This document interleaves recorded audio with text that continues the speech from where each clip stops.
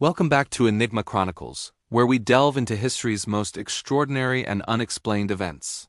Today, we're journeying back to the summer of 1518 to the city of Strasbourg to uncover the bizarre story of the dancing plague. Imagine this. It's July 14th, and a woman named Frau Troffea steps into a narrow street and begins to dance. Not for a moment, not for an hour, but for days on end. She dances relentlessly, without music, without rest, until she's on the verge of collapse. But the strangest part? She wasn't alone for long. Within a week, about 30 other people had joined her, their bodies seemingly possessed by the same uncontrollable urge to dance. The phenomenon spread like a virus. By the end of the month, the dancing crowd had swelled to an astonishing 400 people. The streets of Strasbourg became a scene of chaotic, non-stop movement. People danced until their feet were bloody, until they dropped from sheer exhaustion, dehydration, or worse, suffered fatal heart attacks and strokes. The city was in a panic. What was causing this? Contemporary accounts show the city officials were just as baffled as everyone else. Their best guess?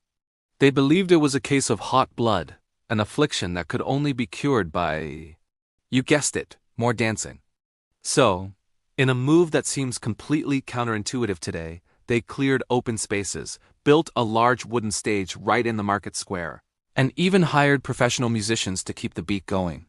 They thought that by encouraging the afflicted to dance it all out, they could burn off the fever and cure the plague.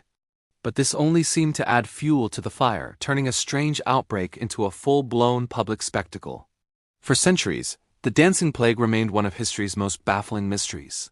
Was it a curse? A strange, unknown disease? Some early theories pointed to ergot poisoning. Ergot is a fungus that grows on damp rye, which was a staple food, and it can cause severe muscle spasms and hallucinations. It sounds like a plausible explanation, right? However, it doesn't quite fit the facts. Ergot poisoning typically makes coordinated movement, like dancing, nearly impossible, and it wouldn't last for weeks on end. Modern research, especially studies from the last decade, has led historians and scientists to a different, more chilling conclusion: mass psychogenic illness, or what's more commonly known as mass hysteria. To understand this, we need to look at the world Frau Troffea and her neighbors were living in. The Strasbourg of 1518 was a city on the brink. It was a place of immense suffering. Famine was rampant, with repeated crop failures leading to widespread starvation. Diseases like smallpox and syphilis were sweeping through the population.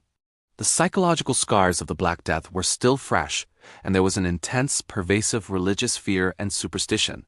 The people were living under unimaginable stress, poverty, and despair.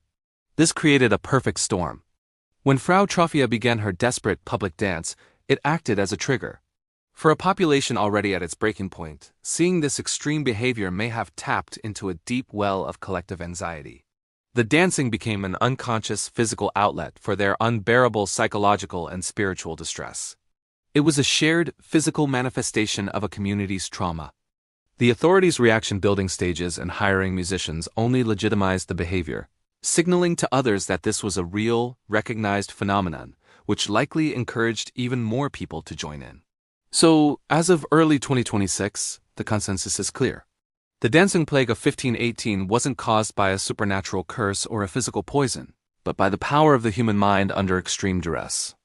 It stands as a stark and fascinating example of how social, environmental, and psychological pressures can converge to create bizarre, collective behaviors that seem to defy all logic. It's a powerful reminder of the deep connection between our minds, our bodies, and the world around us. What are your thoughts on this incredible event? Let us know in the comments below. Thank you for joining us on Enigma Chronicles.